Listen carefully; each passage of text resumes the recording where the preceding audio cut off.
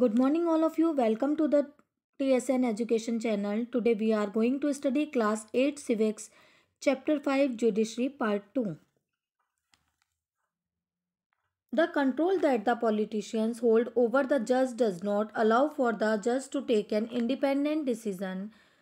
This lack of independence would force the judge to make all judgment in favor of the politician. Although we often hear of rich and powerful people in India trying to influence the judicial process, the Indian constitution protects against this kind of situation by providing for the independence of the judiciary. Politicians के control के कारण जज अपना independent decision नहीं ले पाते हैं, कोई भी स्वतंत्र वे निर्णय नहीं ले पाते हैं. लैक ऑफ इंडिपेंडेंस, स्वतंत्र नहीं होने के कारण अपने डिसीजन लेने में जज इंडिपेंडेंट नहीं थे, इसलिए जज को भी जो भी जजमेंट देने थे वे पॉलिटिशियंस के फेवर में जा रहे थे. कई बार हम ऐसा देखते हैं, सुनते हैं कि इंडिया के रिच और पावरफुल जो पीपल हैं वे जुडिशियल प्रोसेस, जो पूरी एक न्यायिक प्रक्रिया होती है, उसको काफ़ी प्रभावित इन्फ्लुएंस करने की कोशिश करते हैं. हमारा इंडियन कॉन्स्टिट्यूशन इस सिचुएशन से प्रोटेक्ट करने के लिए जुडिशरी को बिल्कुल इंडिपेंडेंट कर दिया गया है, पूरी न्यायिक जो प्रक्रिया है इसे स्वतंत्र कर दिया गया है. One aspect of this independence is the separation of powers. This, as you read in chapter first, is a key features of the constitution. What this means here is that other branches of government, the legislature and the executive, cannot interfere in the work of judiciary. The courts are not under the government and do not act on their behalf. इसके independence जो स्वतंत्र होने का first aspect ये है कि इनकी powers जो हैं उन्हें सेपरेट कर दिया गया है. आपने जैसा चैप्टर फर्स्ट में पढ़ा था कि हमारे कॉन्स्टिट्यूशन का ये की फीचर माना गया है. इट मीन्स कि स्टेट में जो दो अलग अलग ब्रांचेस हैं, एक तो लेजिस्लेचर और एग्जीक्यूटिव, विधायिका और कार्यपालिका, ये जुडिशरी के वर्क में इंटरफेयर नहीं करती हैं. कोर्ट गवर्नमेंट के अंडर नहीं आते हैं और न ही गवर्नमेंट के बिहाफ पर ये वर्क करते हैं. For the above separation of work, well, it is also crucial that all judges in the High Court as well as the Supreme Court are appointed with very little interference from these other branches of government.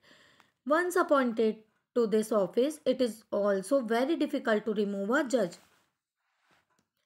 Court के work को separate करने के लिए supreme court, high court के सभी जज को appoint करने में गवर्नमेंट की अदर ब्रांच थोड़ा भी इंटरफेयर नहीं कर सकती. अगर किसी ऑफिस में किसी जज को अपॉइंट कर दिया गया है तो उसे वहाँ से रिमूव करना, हटाना वहाँ से काफ़ी डिफ़िकल्ट होता है. It is the independence of the judiciary that allows the court to play a central role in ensuring that there is no misuse of power by the legislature and the executive. जो independence दी गई है judiciary को, इससे court एक central role play करती है और इस बात से इंश्योर रहते हैं कि लेजिस्लेचर और एग्जीक्यूटिव के द्वारा किसी भी पावर का मिसयूज नहीं किया जाएगा. It is also play a crucial role in protecting the fundamental rights of citizen because anyone can approach the courts if they believe that their rights have been violated. ये एक important role इसलिए भी play करते हैं कि citizen के fundamental जो rights हैं, जो उनके मौलिक अधिकार हैं, उन्हें सुरक्षा देते हैं या प्रोटेक्ट करते हैं. कोई भी सिटीज़न कोर्ट में अप्रोच कर सकता है अगर उसे ऐसा लगे कि उसके जो राइट्स हैं, जो उसके अधिकार हैं, उनको वायलेटेड किया गया है या फिर उसके अधिकारों का उल्लंघन हो रहा है, तो वह कोर्ट में अप्रोच कर सकता है. What is the structure of courts in India? There are three different levels of courts in our country. There are several courts at the lower level while there is only one at the apex level. हमारी country में 3 अलग अलग level के courts हैं. Lower level पर several courts हैं, बहुत सारे कोर्ट्स होते हैं. सबसे टॉप लेवल पर एक ही कोर्ट होता है. The courts that most people interact with are what are called subordinate or district court. बहुत ज़्यादातर लोग जिन कोर्ट्स में जाते हैं उन्हें सबऑर्डिनेट या डिस्ट्रिक्ट कोर्ट कहा जाता है. These are usually at the district or tehsil level or in towns and they hear many kinds of cases. ये कोर्ट्स डिस्ट्रिक्ट या तहसील लेवल पर होते हैं या टाउन्स में होते हैं. यहाँ पर कई केसेस, कई जो टाइप्स के, कई काइंड्स के जो केसेस हैं उनकी हियरिंग होती है.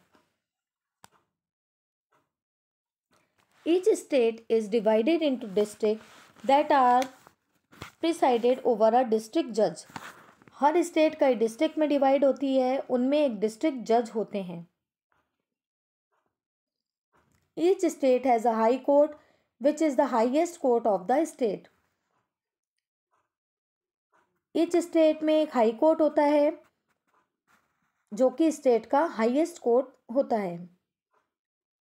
At the top of the Supreme Court that is located in New Delhi and it is presided over by the Chief Justice of India.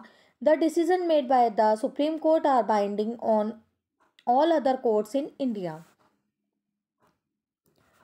सबसे जो टॉप लेवल पर सुप्रीम कोर्ट होता है जो कि न्यू दिल्ली में लोकेटेड है, जहाँ इंडिया के जो चीफ जस्टिस होते हैं, सुप्रीम कोर्ट के डिसीजन को इंडिया के ऑल कोर्ट्स में मानना होता है.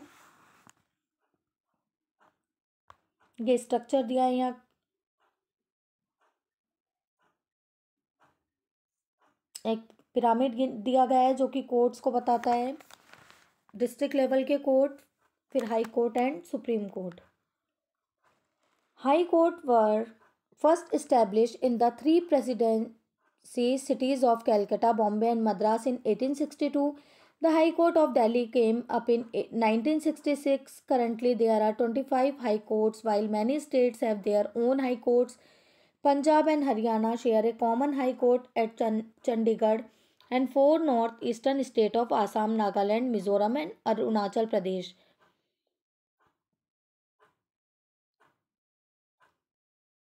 have a common high court at Guwahati. Andhra Pradesh, Amravati and Telangana have separate high courts from 1st January 2019. Some high courts have been benches in other parts of the state of greater accessibility.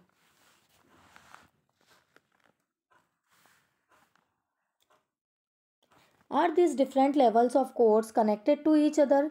क्या ये court के जो different levels आपस में एक दूसरे से connect होते हैं? Yes they are. हाँ, ये आपस में कनेक्ट है. In India we have a integrated judicial system. हमारे इंडिया में एक इंटीग्रेटेड जुडिशियल सिस्टम है, एकीकृत एक सिस्टम बनाया गया है. Meaning that the decisions made by higher courts are binding on the lower courts. इसका ये मीन है कि जो भी डिसीजन हाई कोर्ट लेती है, लोअर कोर्ट में उस डिसीजन को मानने के लिए बाध्य किया जाता है या बाइंड होते हैं. Another way to understand this integration is through a appellate system that exists in India. Another way है जिससे हम समझ सकते हैं इस इंटीग्रेशन सिस्टम को, इस appellate सिस्टम को. अगर कोई person, this means that a person can appeal to a higher court if they believe that the judgment passed by the lower court is not just. अगर कोई पर्सन ऐसा believe करता है कि लोअर कोर्ट में जो जजमेंट पास की हुआ है वह ठीक नहीं है, तो वह हायर कोर्ट में अपील कर सकता है.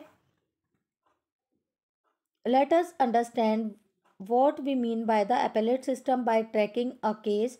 State Delhi Administration versus Lakshman Kumar and others 1985 from the lower court to the Supreme Court. यहाँ में केस की ट्रैकिंग से इस appellate सिस्टम को समझ सकते हैं. State Delhi administration versus Lakshman Kumar और अदर्स हैं 1985 में. इसे लोअर कोर्ट से सुप्रीम कोर्ट तक इस केस को लाया गया था. In February 1980 Lakshman Kumar married 20-year-old Sudha Goyal and they lived in flat in Delhi with Lakshman's brother and their families. 1980 के फरवरी में लक्ष्मण कुमार ने 20 years की सुधा गोयल से मैरिज की. वे दिल्ली में एक फ्लैट में रहते थे जहाँ लक्ष्मण के ब्रदर और उनकी फैमिली रहती थी। On 2 December 1980 Sudha died in hospital due to burns. 2 दिसंबर को 1980 में सुधा की डेथ हो गई थी हॉस्पिटल में। काफ़ी जलने के बाद सुधा की डेथ हो चुकी थी। Her family filed a case in court. उसकी जो फैमिली थी उन्होंने कोर्ट में एक केस फाइल किया। When this case was heard in the trial court 4 of her neighbours were called in as witness. जब ये जो केस ट्रायल कोर्ट में आया तो उनके 4 नेबर्स को विटनेस के तौर पर बुलाया गया और उन्होंने बताया, they stated that on the night of December 1st they had heard Sudha scream and had forced their way into Lakshman's flat। उन्होंने बताया कि 1 दिसंबर की जो नाइट में उन्होंने सुधा की एक चीख सुनी और वे काफ़ी फोर्स से लक्ष्मण के फ्लैट में चले गए थे। There they saw Sudha standing with her sari in flames.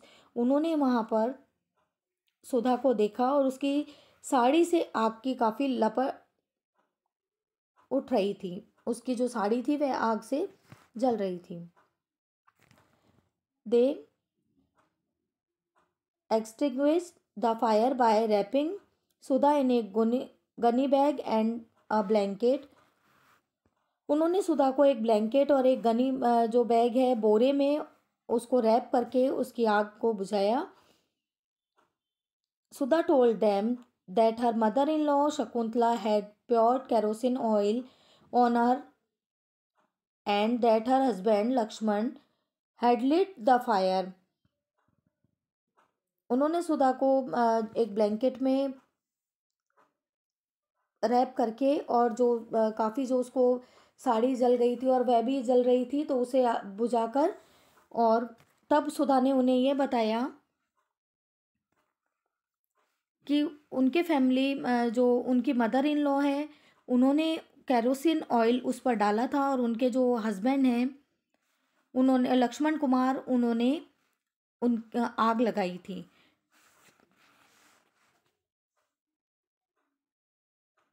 During the trial, members of Sudha's family and a neighbor stated that Sudha had been subjected to torture by her in-laws and that they were demanding more cash, a scooter and a fridge on the birth of the first child।